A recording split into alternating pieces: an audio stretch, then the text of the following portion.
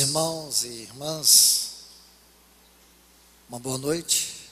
Vamos orar para iniciarmos esta reunião, pedindo a graça do Senhor sobre as nossas vidas, que o seu Santo Espírito possa nos guiar de maneira especial na sua palavra e que ele encontre liberdade entre nós.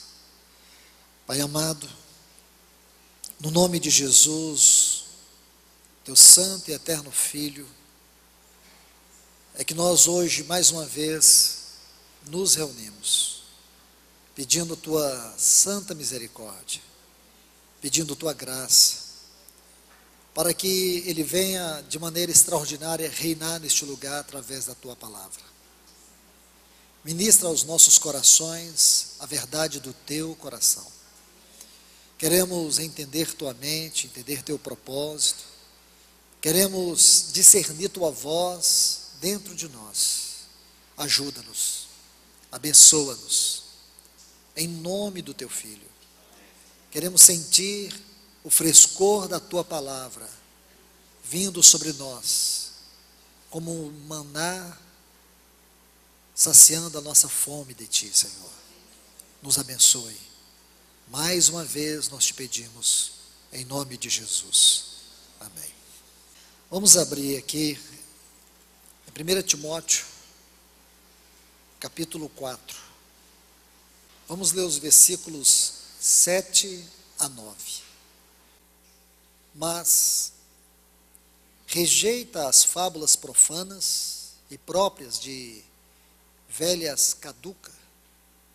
Exercita-te para a piedade, pois o exercício físico para pouco é proveitoso, mas a piedade para tudo é proveitosa, porque tem a promessa da vida, que agora é e da que há de ser. Fiel é esta palavra, e digna de inteira aceitação.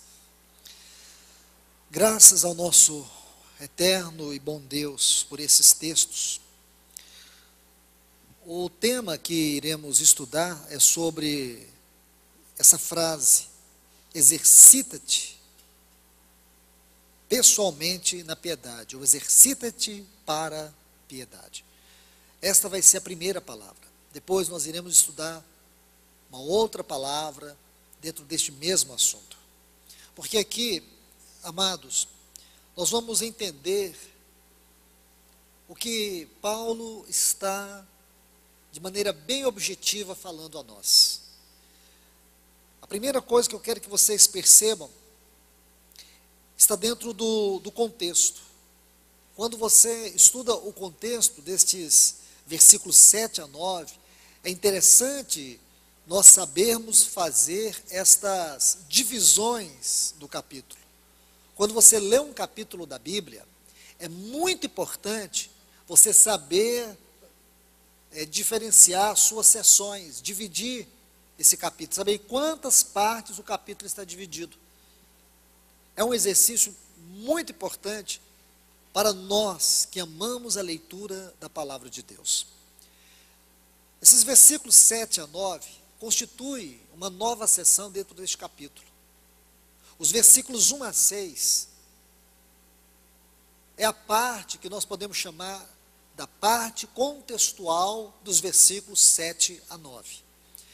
Para que venhamos compreender o que Paulo está falando a nós, a primeira coisa que nós vamos fazer é examinar o contexto.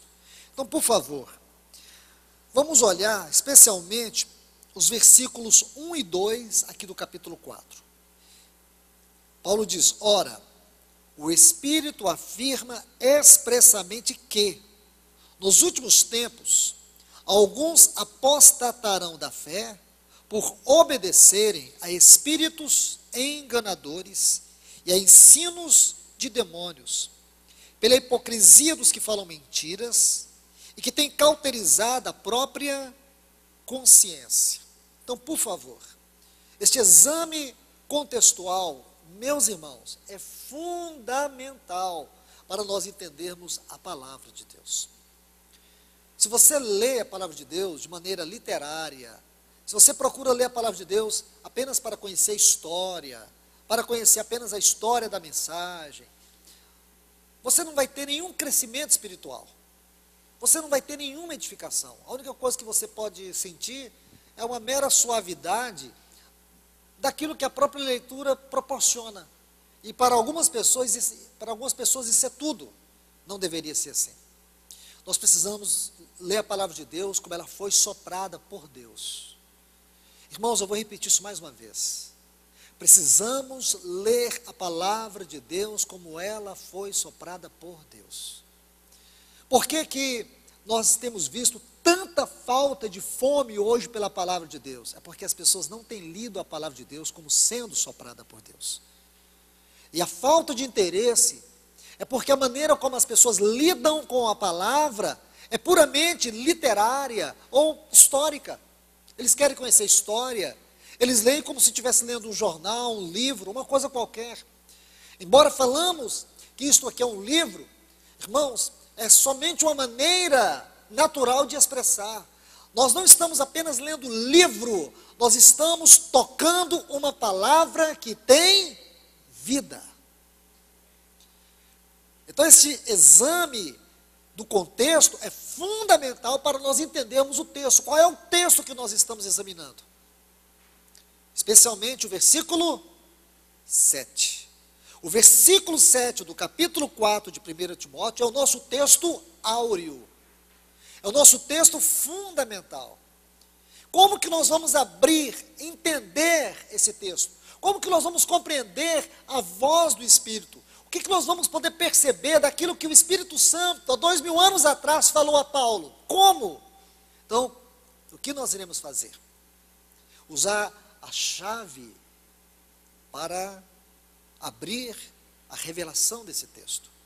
Então, o versículo 1 e o 2 do capítulo 4 já é suficiente para nós entendermos. Veja as seguintes frases. Se você puder, sublinhe essas frases aí. Observe o que ele diz. Primeiro, eu gostaria que você sublinhasse essa frase: espíritos enganadores. Segunda frase: ensinos de demônios. E a terceira: hipocrisia dos que falam mentiras. Essas três frases, elas são importantes para nós compreendermos o que Paulo está dizendo aqui no versículo 7, quando ele diz: mas rejeita as fábulas profanas, de velhas caducas. O que ele quer dizer isso? Fábulas profanas de velhas caducas. Se você lê puramente um texto literário, o que isso vai significar para você? Nada. Você vai dizer assim: olha, Paulo está dizendo para a gente não ficar dando vazão para histórias sem sentido algum, essas coisas que é própria de pessoas que estão caducando. Fica nisso. A pessoa fica 1 hora falando só isso, é a mesma coisa. Mas espere aí. O que significa que, por favor, olhe bem, essas três frases: espíritos enganadores, ensinos de demônios, hipocrisia dos que falam mentiras, tem a ver com essas duas outras frases. Está vendo aí? Essas fábulas que têm que ser rejeitadas. Rejeita as fábulas, fábulas profanas, de velhas caducas, tem que estar intimamente ligada com isso, irmãos. Isso é uma chave para nós entendermos a mente de Paulo, por que não dizer a mente do Espírito?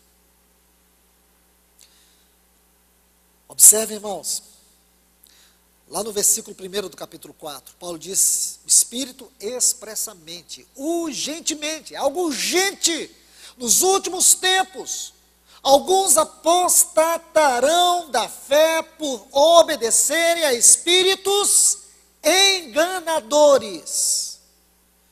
Precisamos de alguma coisa que seja mais claro, que mostre a realidade espiritual do povo de Deus, especialmente no que concerne ao ministério da palavra, do que essas frases de Paulo.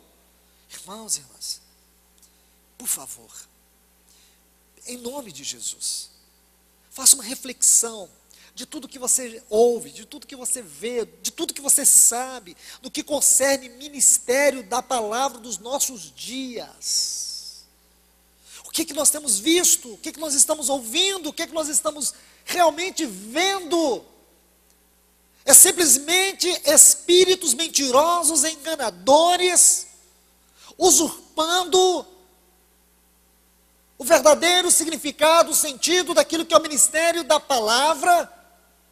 E o pior, é como se o demônio, o próprio Satanás, ele estivesse assumindo, através dos seus espíritos malignos, mente de homens que têm aberto a Bíblia e têm pregado apenas hipocrisias, fábulas enganadoras e ensinos malignos. Sabe, irmãos, a nossa passividade é tão pecaminosa do que aqueles que proferem todas essas mensagens malignas, mensagens enganosas, cheias de mentiras e hipocrisia. Eu falo para vocês uma coisa, irmãos, me ouçam, me ouçam. O dia que você sentar aí, e homens subirem aqui, desprovido da unção do Espírito, levante e vá para a sua casa. Estão vindo. O dia que vocês estiverem sentados aí, e homens pregarem mensagens vazias, sem unção do Espírito, levante e vá para a sua casa. Porque passividade não deve ser o comportamento de pessoas que amam a palavra de Deus. Entende? Eu não posso, irmãos, ler esses textos de Paulo e passar por cima deles de maneira leviana. Para mim especialmente. E creio que para todos que amam o ministério da palavra, seja que esfera for, seja na pregação, seja no ensino. Isso é uma dura exortação, irmãos. Nós temos que ir aos pés do Senhor com o coração quebrantado, absolutamente dependentes do Senhor, e pedir sua ajuda, para que Ele venha falar e não nós. Porque Satanás, ele está disposto a todo tempo, através dos seus espíritos, usurpar a posição de corações vazios, desprovidos da revelação, para poder pregar engano, mentiras e fábulas. Por isso essa advertência que nós encontramos aqui no contexto, deve falar tão alto ao nosso coração. Olhe bem, irmãos, o que Paulo está dizendo é que nos últimos tempos, a palavra, o ministério da palavra, sofrerá uma forte influência de espíritos malignos, enganadores, com o propósito de corromper o evangelho com hipocrisias mentirosas. Como é triste, irmãos. Eu creio que aqueles que viveram as décadas de 80, 90, na sua mocidade, na sua juventude, como eu vivi, e a gente olha, muitos daqueles pregadores que eram tremendamente usados por Deus, e hoje você os vê pregando heresias, diluindo o evangelho. É uma profunda tristeza, irmãos.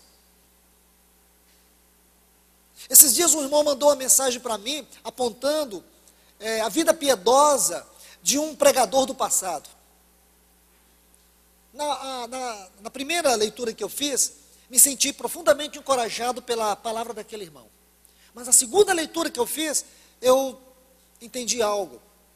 Que nós temos uma mania de sempre ficar dizendo, olha para George Whitefield, Martin Lloyd Jones, olha Jonathan Edwards. Nós sempre temos uma mania de olhar, de tirar o foco de nós, e sempre mostrar para a igreja o passado. Irmãos, será que hoje Deus não tem mais homens para poder pregar o evangelho? Será que não tem pessoas sérias mais para pregar o evangelho? Será? Será que não tem mais o evangelho? Será que acabou, irmãos?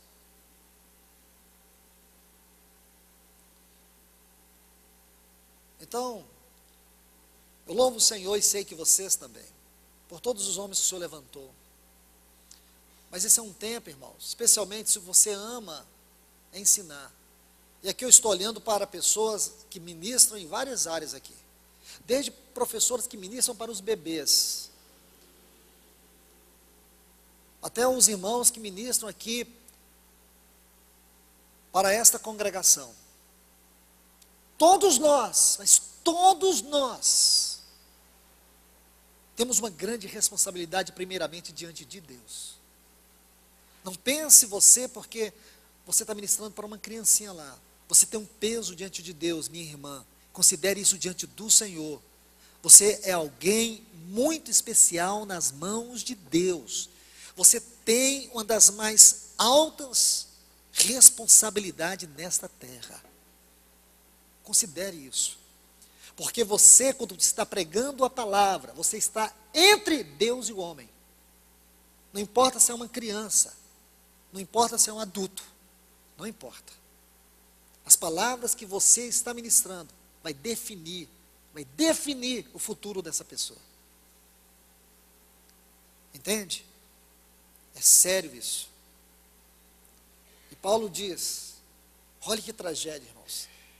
E eu vejo isso e sei que você vê com muita tristeza o que se tem pregado aí hoje. Tanta mentira, tanto engano, tanta falsificação, tanta hipocrisia. E o pior, você olha auditórios superlotados e homens pregando asneiras, sendo usados pelo diabo e as pessoas com a Bíblia aberta sem ter discernimento. Essa é a pior tragédia, o cúmulo do pináculo da tragédia espiritual. É você ver homens pregando o evangelho, pessoas com a Bíblia aberta, mas que evangelho é esse? O evangelho do homem, aquele outro evangelho que Paulo disse em Gálatas 1:8. Se alguém, ou mesmo um anjo, vos pregar um evangelho que vai além desse, seja maldito. Isso, irmãos. Então, essa exortação de Paulo é muito séria. Observe essa frase, rejeita as fábulas, aqui no versículo 7. O que significa essas fábulas? Quero que você note primeiro essa palavra rejeitar. Está vendo aí? É repelir. Essa expressão fábulas, a tradução dela, fala de invencionices vazias. Historietas sem sentido. Escreve isso. É justamente isso. Invencionices vazias, recheadas de mentira, falsidade, hipocrisia. É isto. Ensinos corrompidos de engano, essas fábulas profanas, é isso mesmo que o texto traduz no original, invencionices inúteis. Aí a outra frase, velhas caducas, essa palavra caducas é a chave para você entender a mente de Paulo.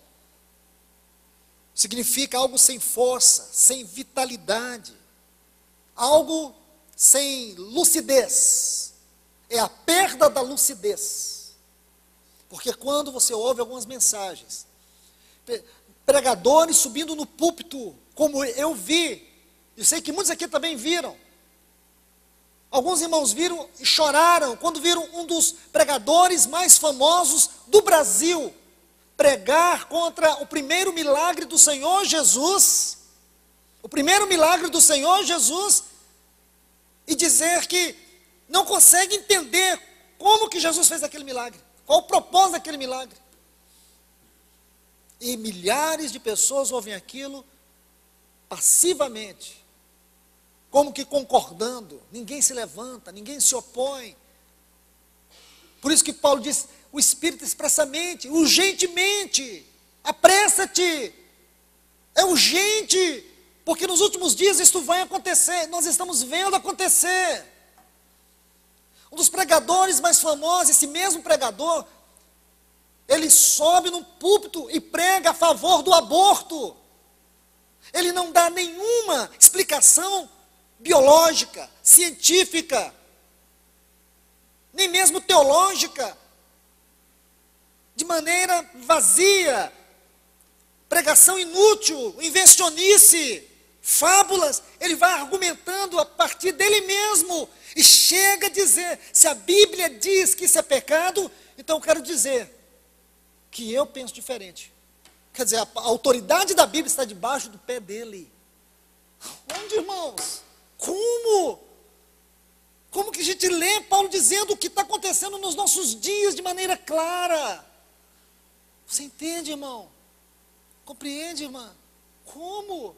Como que você ouve isso e lê a palavra de Deus como se nada estivesse acontecendo? O povo não reage, o povo não quer. Nosso Senhor está voltando, irmãos. E a primeira coisa que o diabo está fazendo para levar a igreja para a apostasia é afastar o povo da palavra, é desacreditar a palavra.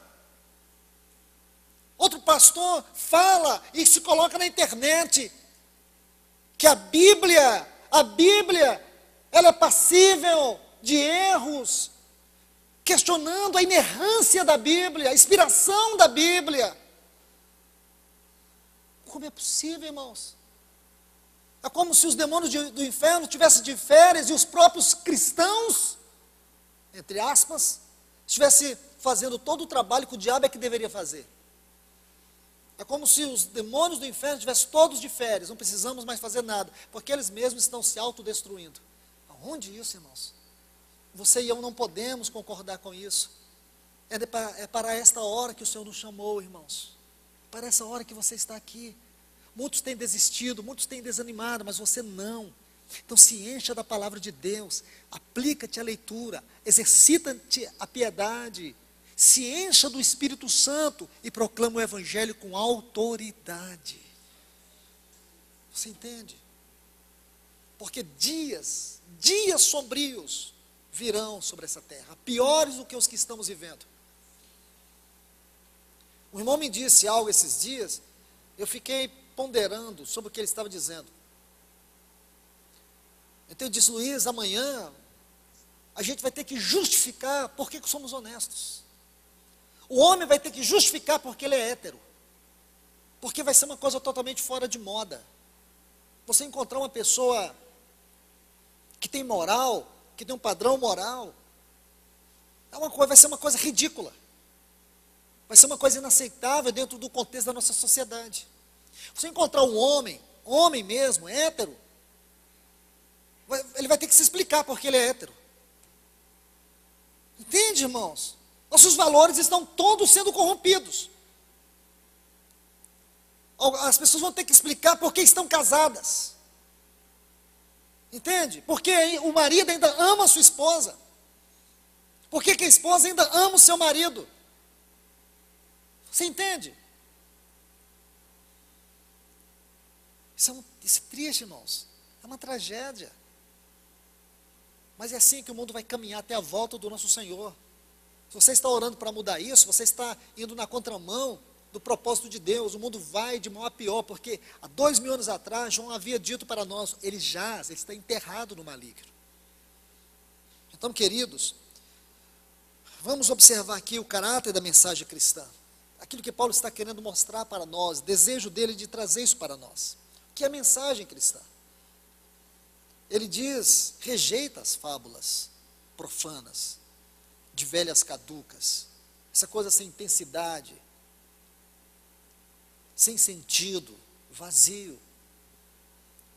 Mas vamos parar aqui, não vamos avançar mais na leitura do texto, quando ele diz: exercita-te a piedade. Vamos deixar isso para a próxima quinta. Quero que você observe, irmãos, sobre o caráter do Evangelho. Eu gostaria de ponderar um pouco com vocês, refletir um pouco sobre isso. Porque o Novo Testamento, irmãos, vai nos mostrar duas características fundamentais sobre o que era o ministério da palavra. Quando você estuda especialmente o livro de Atos dos Apóstolos, você vai ver essa distinção. Você vai ver que o ministério da palavra se dividia de duas maneiras. No ensino, que era chamado didaché ou didaquê, e o querigma, que era a pregação. Querigma e o didaquê. E quando você vai estudar aqui, o que é o querigma? Querigma tem a ver com a apresentação, com a proclamação do Evangelho, tendo em vista a salvação do homem. A pregação com o propósito de levar o homem ao arrependimento. Este era o querigma. E o didaquê, o ensino, tinha como propósito, ou tem como propósito, a edificação do corpo de Cristo, a maturidade. Vamos examinar isso, e depois vamos ver os textos que tratam deste assunto. O que era a pregação, o que era o ensino. Essas duas coisas precisam ser recuperadas na igreja. Irmãos, não adianta fazermos grupos de estudo, grupos de ensino, se não existe unção, se não existe um testemunho, um selo do Espírito, especialmente se não há pessoas com a graça, com a unção do Espírito e com a autoridade de Deus, porque senão vão ficar girando em torno de assuntos supérfluos, por mais que sejam assuntos que doutrinariamente podemos dizer são essenciais, mas não vai ter vida. Nós vamos estudar apenas para matar a nossa curiosidade. Nós não devemos estudar a Bíblia para matar a nossa curiosidade. Nós devemos estudar a Bíblia para saciar a nossa fome. Entende? É um grande perigo, e é sutil isso. Estávamos em torno da palavra por causa de curiosidade. Nós não temos que buscar conhecer a palavra para matar a nossa curiosidade. Devemos buscar a palavra para saciar a nossa fome. E um dos grandes efeitos poderosos da palavra é que quanto mais ela mata a nossa fome, mais fome ela provoca da própria palavra. Graças ao Senhor por isso. Então vamos olhar primeiro o querigma, ou a pregação. Eu vou apresentar apenas 3 pontos, mas não quero dizer que esses 3 pontos, eles sintetizam, ou eles expõem de maneira limitada tudo o que significa a pregação. Não. Esses 3 pontos são apenas pontos de partida. Existem muitos outros pontos que nós podemos considerar acerca do caráter da pregação do Evangelho. Primeiro, o que é a pregação do Evangelho? Primeiro item que eu quero que você considere, que a pregação, que o querigma, se você estudar o livro de Atos, especialmente você vai ver, e também no ministério do Senhor Jesus, que a pregação tinha a ver com a salvação de almas, com a salvação das pessoas. A tônica da pregação é sempre evangelística. Segunda característica da pregação é que ela está relacionada com a proclamação do ser de Deus, do caráter de Deus, da glória de Deus e também da obra redentora do nosso Senhor Jesus Cristo. Essa é a segunda característica da pregação.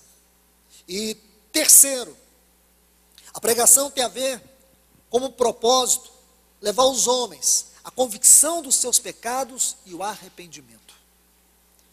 Então, irmãos, uma pregação que não visa a salvação, que não visa a apresentação do ser, do caráter de Deus, da glória de Deus, da obra redentora do Senhor Jesus, e não tem também como propósito levar as pessoas a uma convicção dos seus pecados e do arrependimento, não é pregação, é discurso. Nós podemos estar confundindo discurso com pregação. Pregação, ela tem que ter essas características. E o ensino? O que é o ensino, irmãos? Olhando à luz do Novo Testamento, eu gostaria de afirmar para vocês isso, mas eu creio que a gente poderia ver alguns textos. Vamos olhar, vamos deixar o de daqui por enquanto, mas eu creio que é importante vocês fazerem isso em casa. Eu vou sugerir algumas passagens. Peço a vocês, encarecidamente, no nome do Senhor Jesus, estude em casa para vocês verem como que os apóstolos pregavam. Qual era a natureza, o caráter da mensagem deles. Vou sugerir para vocês aqui 3 exemplos. O primeiro está aqui em Atos 2. Então anote aí para você fazer um bom exercício de casa. Atos 2, versículos 14 a 41. É a mensagem de Pedro após o Pentecoste. Essa é a primeira sugestão que eu quero dar para vocês. Aqui vocês vão ver como Pedro, ele expõe a palavra. Como ele vai falar dos desígnios de Deus, do propósito de Deus, da obra redentora de Cristo. Quando Pedro termina, quando ele termina de pregar, você vai ver algo muito especial. Já no versículo 37, diz que as pessoas ouviram, compungiram-se em seu coração. Essa palavra, a tradução dela é sentir o coração perfurado, como se a palavra, como espada, tivesse perfurado. Então, compungiram-se seus corações A tradução dessa palavra, perfurar. Sentiram seus corações perfurados pela palavra que Pedro pregava. E sabe o que eles fizeram? Perguntaram: que faremos, varões? Aí Pedro disse: arrependei-vos e sejam batizados, cada um de vós, em nome de Jesus Cristo, para perdão dos pecados, e recebereis o dom do Espírito Santo. Então você vê que o propósito da pregação é esse: levar as pessoas ao arrependimento, fazer uma proclamação clara, objetiva, do propósito de Deus em seu Filho, da obra redentora de Cristo. Os perdidos precisam ouvir isso, irmãos. Atos capítulo 7, temos um outro exemplo muito especial. A partir do versículo 2, a pregação de Estevão, antes do seu martírio. Você vai ler desde o capítulo 7, versículo 2, até o versículo 56. Está vendo aí, versículo 56? Está vendo? Por mais, irmãos, que você vai ler todo este sermão de Estevão, e você vai dizer assim: teve fruto nenhum. Estevão pregou, o que aconteceu? Pior, ele foi morto. Mas não se esqueça, irmãos, olha o versículo 55, ele estava cheio do Espírito Santo, ele viu os céus abertos, é como se os céus dessem um testemunho sobre ele, e mais ainda, ele viu aquele da onde a mensagem provinha, ele viu o Filho do Homem à destra do Pai, entende? E você vai ver que ali havia um homem, no meio daquela multidão, que lá no capítulo 9, aquele homem se converte, e Deus usa aquele homem para sacudir o mundo com a pregação do Evangelho. Está vendo? Está vendo, irmãos? Vamos para um outro exemplo. Capítulo 10, versículos 34 a 45. A pregação de Pedro na casa de Cornélio. Você vai ver a exposição de Pedro acerca da obra redentora do nosso Senhor Jesus. Aí você vai ver, nos versículos 42 e 43, ele diz: e nos mandou que pregássemos o povo, e testificássemos que ele é o que Deus foi designado como juiz de vivos e mortos. A este dão testemunho todos os profetas, de que todo aquele que nele crê receberá o perdão dos pecados por seu nome. Aí versículo 44 e 45, diz: enquanto Pedro ainda falava essas palavras, desceu o Espírito Santo sobre todos que ouviam a pregação, a mensagem, o Logos. Todos os crentes que eram da circuncisão e vieram com Pedro ficaram atônitos de que o dom do Espírito Santo se derramou também sobre aqueles gentios. Você vê a resposta dos céus. Irmãos, ouça isto. Você não tem que olhar para as pessoas, e nem o que vai acontecer nelas. Você precisa ver a resposta dos céus e crer é que Deus trará a resposta àquilo que você prega. Se você não for o primeiro a crer na mensagem que você prega, ninguém vai crer. Você pode sentir as pessoas endurecidas, você pode sentir as pessoas desprezando. Irmãos, você pode se sentir desprezado, mas não desanime, continue pregando a palavra. Mesmo que as pessoas dêem as costas a você, continue pregando a palavra. Como disse o Senhor para o profeta Ezequiel: um dia eles saberão que houve um profeta no meio deles. Pregue. O Senhor Jesus, quando ele ordenou, lá em Lucas 10, aqueles discípulos pregarem, saindo, eles pregando de 2 em 2. Ele disse: entrem numa aldeia, se aquela aldeia não vos receber, saiam daquela aldeia, sacudam a sandália do vosso pé, porque aquela poeira um dia se levantará no juízo contra aquela casa. Percebe, irmãos? Mesmo que você, que prega o Evangelho, se aquelas pessoas não receberem o que Deus está falando por meio de você, pode ter certeza que um dia Deus vai trazer no seu juízo a memória das palavras que você pregou. Pregue, pregue, a tempo e fora de tempo, pregue. Agora, irmãos, vamos à questão do ministério de ensino.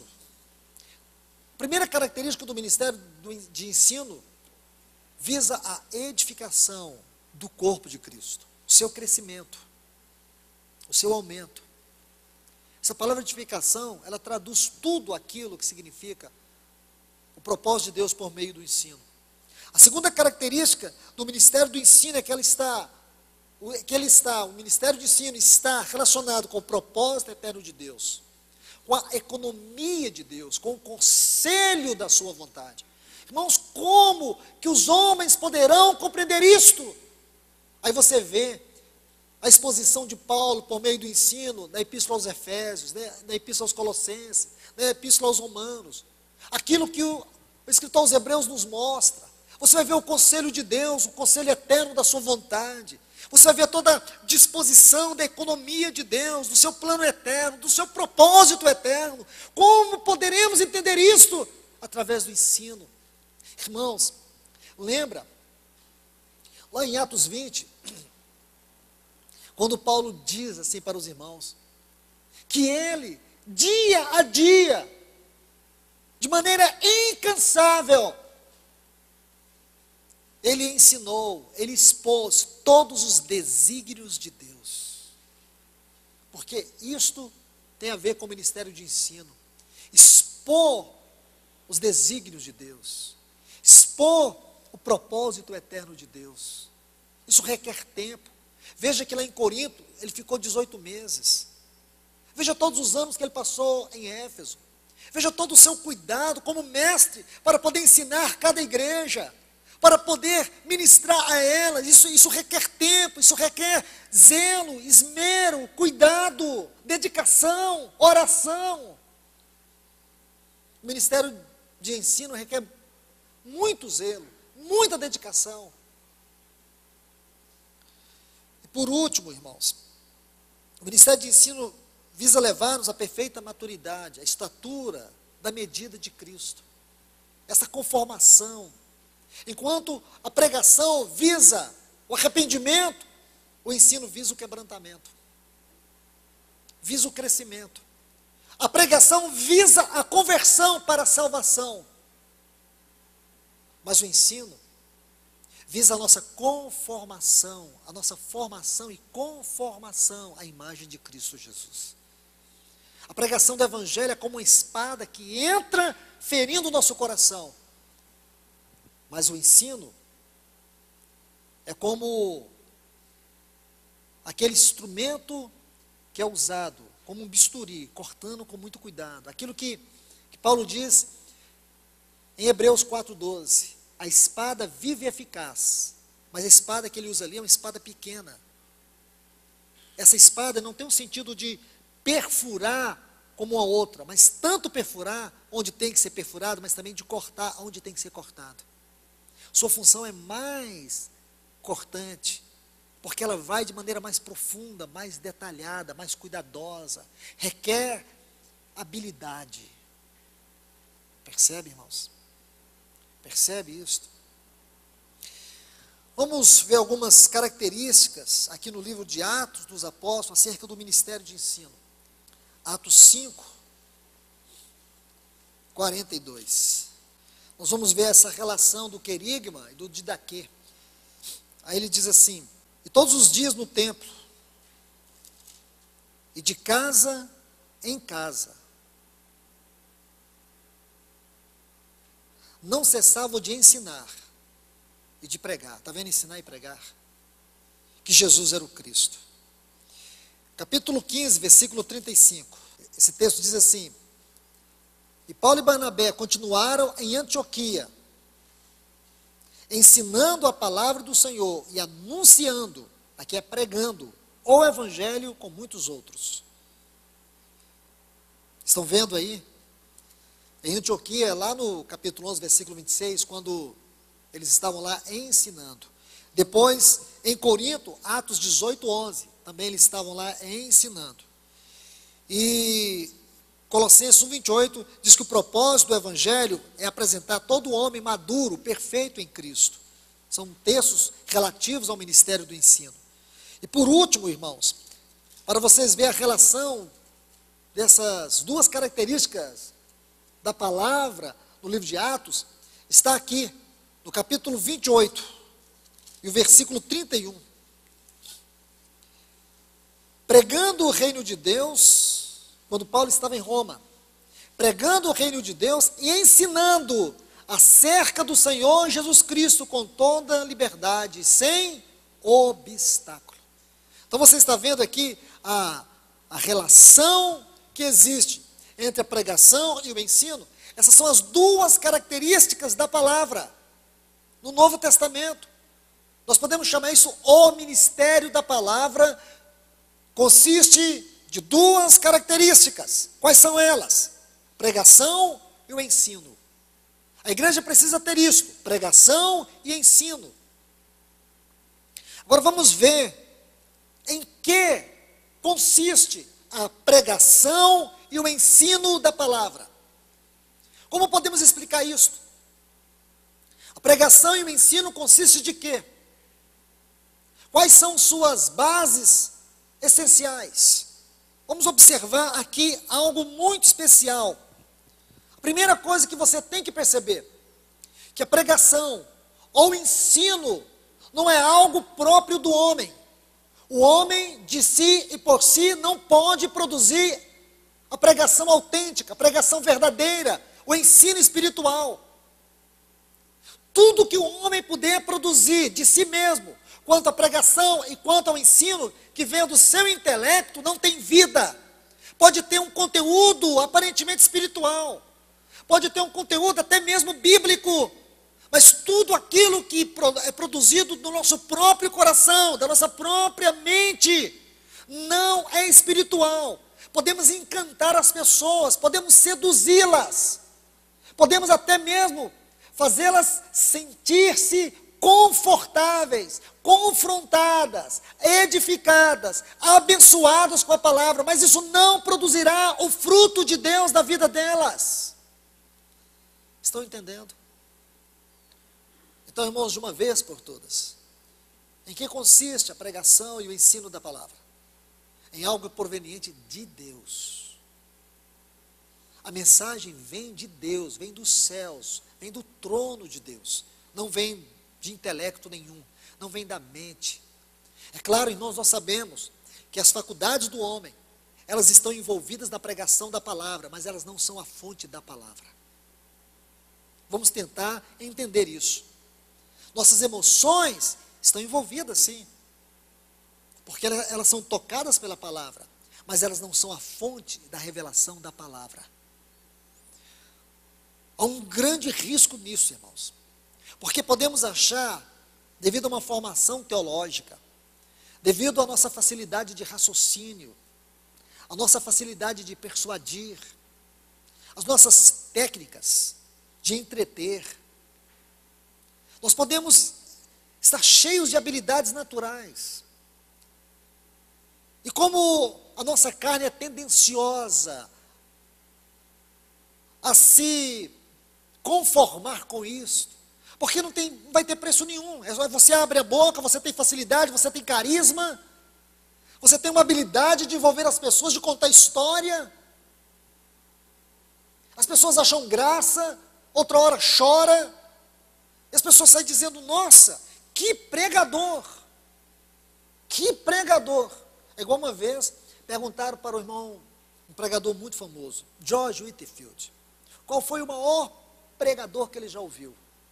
Então ele cita, assim, o maior pregador que eu já ouvi, não me lembro, mas a maior mensagem que eu ouvi, aí cita o nome do pregador. Há uma grande diferença do maior pregador e da grande mensagem. Percebe, irmãos? Porque nós temos que nos prender na grande mensagem, e não nos grandes pregadores. Porque hoje o grande pregador pode pregar uma mensagem que o céu e a terra baixam num lugar só, mas um dia também ele prega, parece que ele está tão longe do céu. Entende, irmãos? Nós aprendemos desde cedo a cultuar homens, a se prender a homens, a seguir homens, a correr atrás de homens, a comparar homens. Nós não devemos correr atrás de homens, nós devemos correr atrás da palavra. E devemos seguir o Cordeiro e não homens. Há uma grande diferença. Nós devemos amar a palavra de Deus, ministrada por aqueles que servem no santo encargo deste ministério. Porque o risco é nós ficarmos com os homens e esquecer a mensagem que o Senhor derrama por meio deles. Sério, mas muito sério é tudo isso.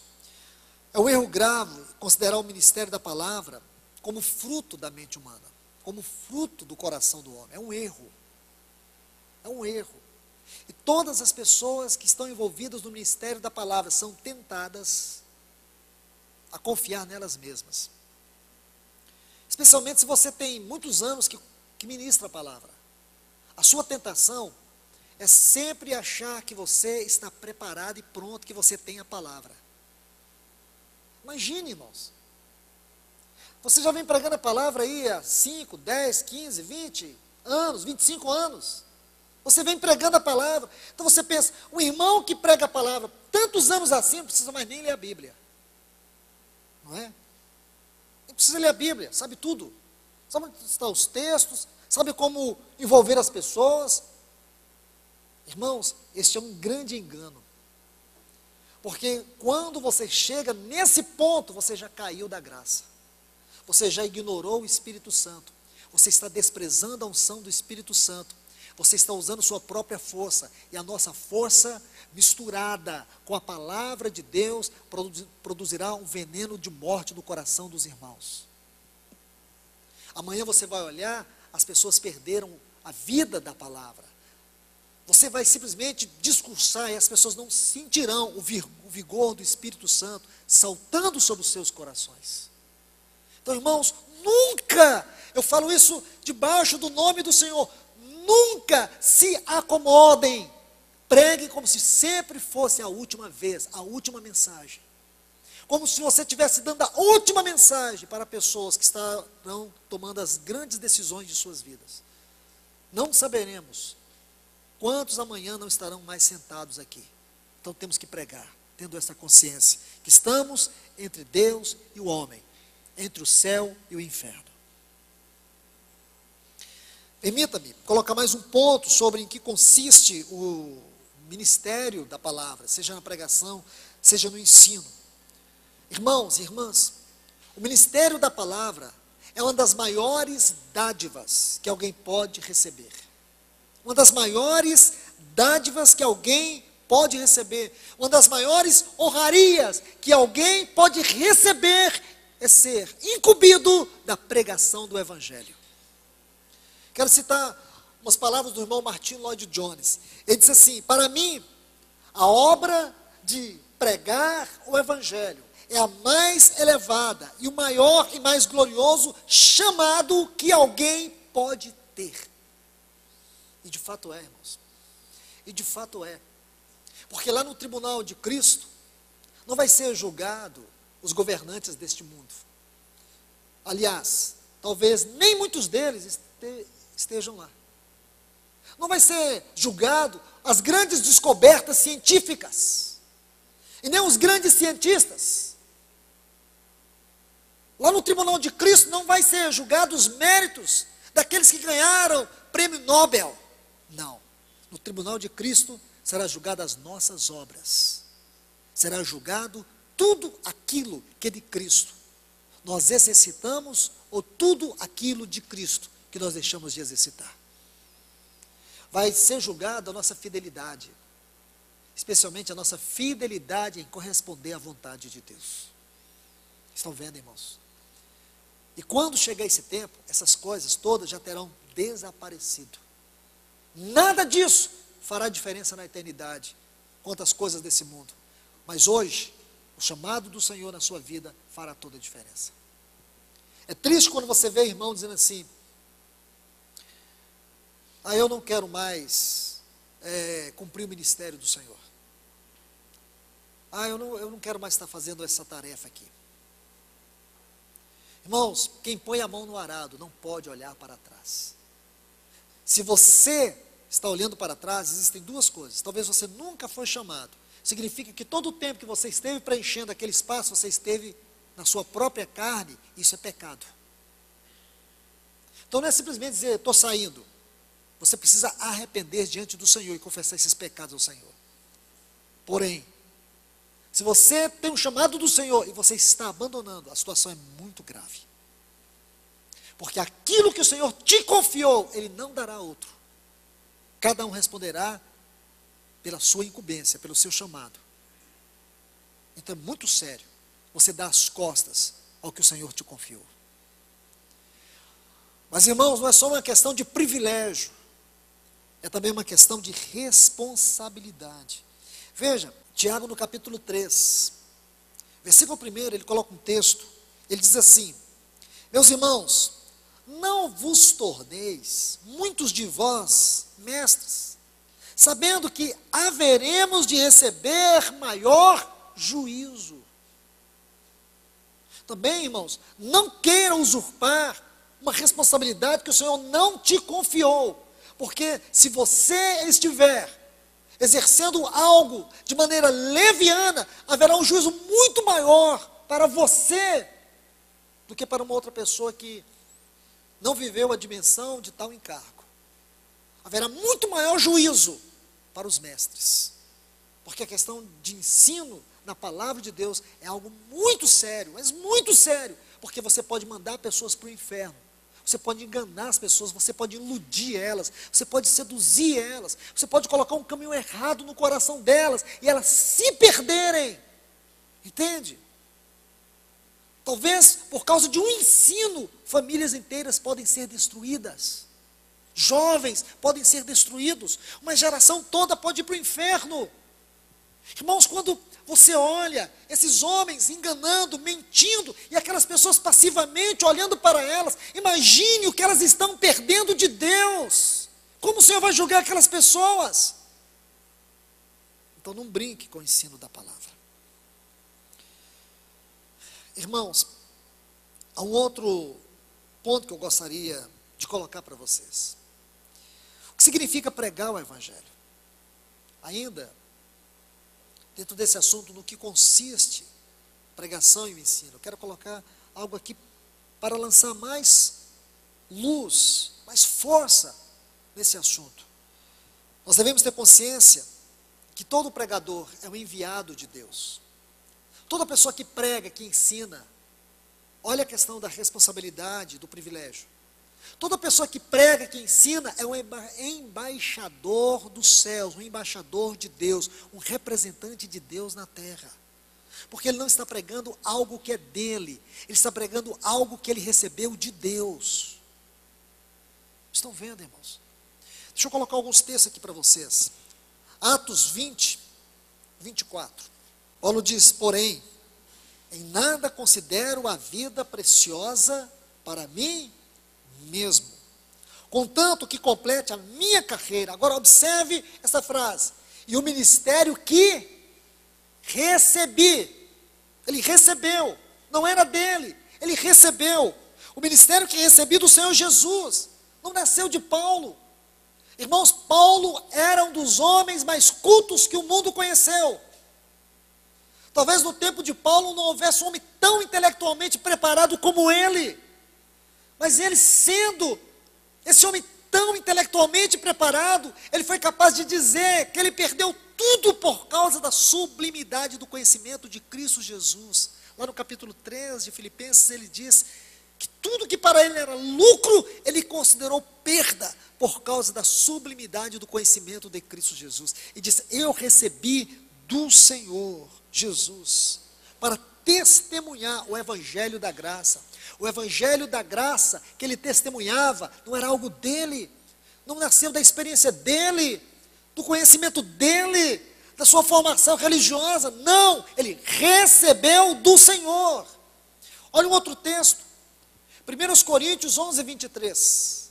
Ele diz assim: o que eu recebi do Senhor, o que também vos entreguei.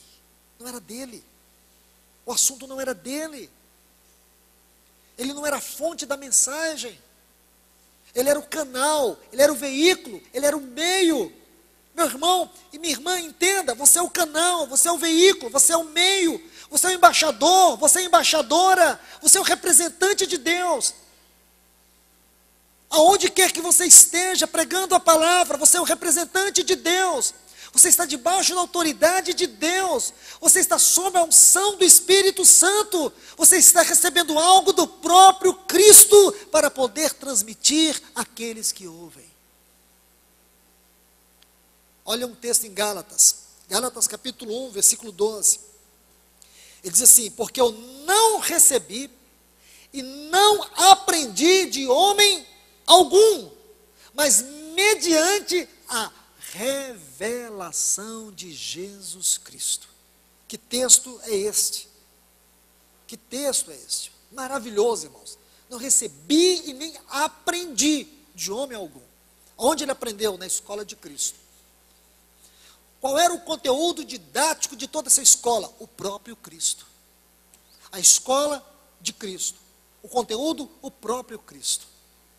Aprendi, recebi de Cristo, e não de homem algum. Então nunca pense que você não tem idade para isso. Algumas pessoas podem imaginar: eu já passei do tempo de Deus me usar. O Senhor tomou Moisés com 80 anos, foi ali que começou o ministério do Senhor na vida dele. Isso não é uma questão de tempo, nem de idade. Também não é uma questão de capacidade. Ele tomou homens com grande grau de conhecimento intelectual, como Moisés e como Paulo, mas tomou um homem simples como Amós, um homem tão rude como Pedro, e os usou poderosamente. Você vê?